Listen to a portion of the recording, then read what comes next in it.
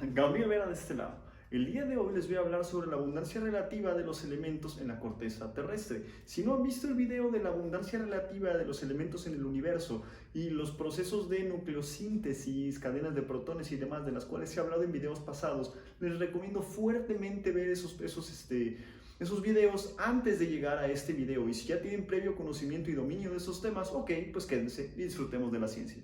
¿Ok? Esta tabla no es otra cosa más que una colección un poco cualitativa, ¿ok? Con números reales, de la abundancia de estos elementos por cada millar de átomos de silicio como función del número atómico, Z, ¿ok? Los elementos más abundantes en la corteza terrestre son aquellos que forman las rocas, y así como en el universo la abundancia de los elementos, la abundancia relativa de los elementos disminuye al aumentar el número atómico, lo mismo es de esperarse que ocurra en la corteza terrestre, prácticamente en la corteza de casi cualquier planeta que pueda existir en el universo. Al final del día, los planetas son formados con los restos de estrellas gigantes supermasivas que fueron destruidos, ¿ok? Y después, pues la gravedad los empezó a asociar, ¿ok? Para formar estrellas, anillos, lunas y demás. Así que hasta cierto punto, y no hasta cierto punto, de manera general, la abundancia relativa de los elementos en la Tierra seguirá más o menos la misma tendencia de la abundancia que sigue la abundancia relativa de los elementos en el universo. Es decir, como es de esperarse, el hidrógeno es uno de los elementos más abundantes en este planeta. Si bien nuestro planeta es principalmente sólido y líquido, ¿ok? Agua y minerales, ¿ok? Pues es de esperarse que el hidrógeno sea uno de los más abundantes, ¿ok? Repito, sigue la tendencia de la abundancia del universo. Eso no quiere decir que sea igual a la abundancia de los elementos en el universo, ¿ok? En este caso, los elementos más abundantes en la Tierra son el oxígeno y el silicio, ¿ok? Y como ustedes se pueden dar cuenta al pasar a litio, a berilio, a boro, pues la abundancia comienza a disminuir, aumenta porque al final del día la Tierra es un sólido, ¿ok? Principalmente es, repito, sólido y líquido, ¿ok? ¿Ok? Entonces, pues estos elementos son los que tienen más gravedad, y al momento en que se formó la Tierra, ¿ok? Pues es la gravedad la que hizo que se atrajeran o que atrayeran más elementos para formar este planeta que nosotros conocemos como Tierra, ¿ok? Entonces, estos elementos que forman principalmente los minerales como el sodio, el magnesio, el silicio, el calcio, nitrógeno, fósforo, titanio, hierro, calcio y cloro, entre algunos otros elementos, pues naturalmente son los más ¿cómo podría decirlo? Los más abundantes, porque son los que forman las rocas. Las rocas son más densas, tienen más gravedad que, por ejemplo, los elementos como el hidrógeno, que pese a que son más abundantes, ¿ok? Estos elementos al inicio de los tiempos, al inicio de este sistema solar, pues fueron los que tuvieron más capacidad para atraer a otros elementos, ¿ok? La abundancia comienza a decrecer al aumentar el número atómico, de la misma manera en la que ocurre la abundancia en el universo. Para el manganeso, el cobre, el galio, el germanio y el selenio, ¿ok? Podemos observar cómo hay una disminución drástica, muy drástica de la abundancia, mientras que el magnesio, el calcio y el hidrógeno están por ahí de 10 a la 5, 10 a la 5.5 átomos por cada millar de átomos de silicio. El selenio ya se encuentra muy cerca de los 10 a la menos 3 átomos de selenio por cada millar de átomos de silicio, ¿ok? Lo mismo ocurre para estos elementos con sus respectivas fluctuaciones por la diferencia entre densidades y otros factores estocásticos al momento de la formación del planeta Tierra, ¿ok?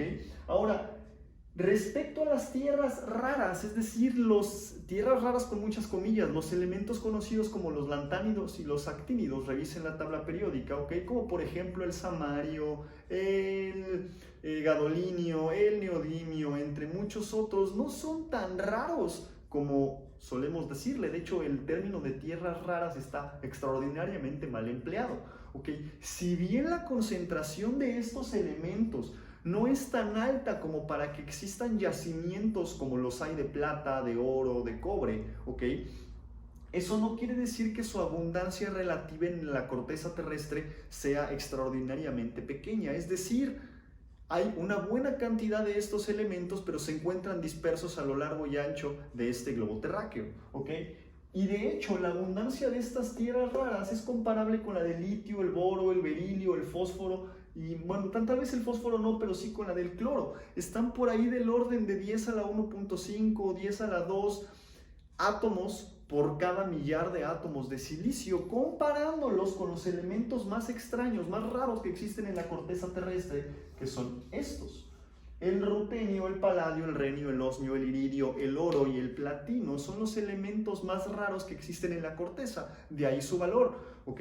Nada más que por su naturaleza es muy probable, por ejemplo, en el caso del oro, encontrarlos en estado nativo y no enlazados como las tierras raras, es decir, como los lantánidos y actínidos, que por cierto se nombraron lantánidos y actínidos porque tienen propiedades muy similares al lantano y al actinio, dependiendo evidentemente del periodo en el que se encuentren, pero bueno, eso es harina de otro costal. La abundancia relativa de estos elementos que nosotros consideramos, algunos de ellos consideramos como preciosos, como por ejemplo el iridio, el oro, el platino, el paladio y la plata, ¿ok? Está del orden de 10 a la menos 3, entre 10 a la menos 6 átomos por cada millar de átomos de silicio. Nótese que estos estaban por ahí de 10 a la 1, 10 a la 2, es decir, hay varios órdenes de magnitud de diferencia en las abundancias. Así que yo creo que las tierras raras no son estas, sino más bien deberían de ser estas. Y esta misma tendencia sigue más o menos decayendo, es decir, esta misma, sin considerar a estos elementos, ¿ok? Los elementos más pesados siguen más o menos la misma tendencia que estaban siguiendo estos elementos, es decir, una pendiente decreciente, ligera. Bueno, parece ligera por la escala de abundancias, pero nótese que cada etiqueta en el eje pues corresponde a 3 órdenes de magnitud. Y entonces podemos observar que para los elementos que ya no puse en esta tabla porque el tamaño de mi pizarrón no me alcanzó, ¿ok?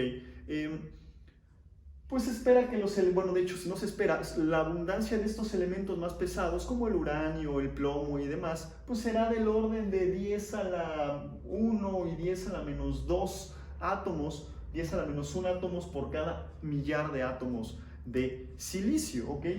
Estos elementos grandes, estos elementos son raros, ¿ok? Repito, por varios fenómenos estocásticos ocurridos durante la formación de nuestro planeta, además de que estos elementos, formarlos requiere de cierta energía, ciertas cantidades de energía elevadas en los procesos de espalación, a partir de los cuales se sintetizaron muchos de los elementos que nosotros conocemos en el universo, ¿ok?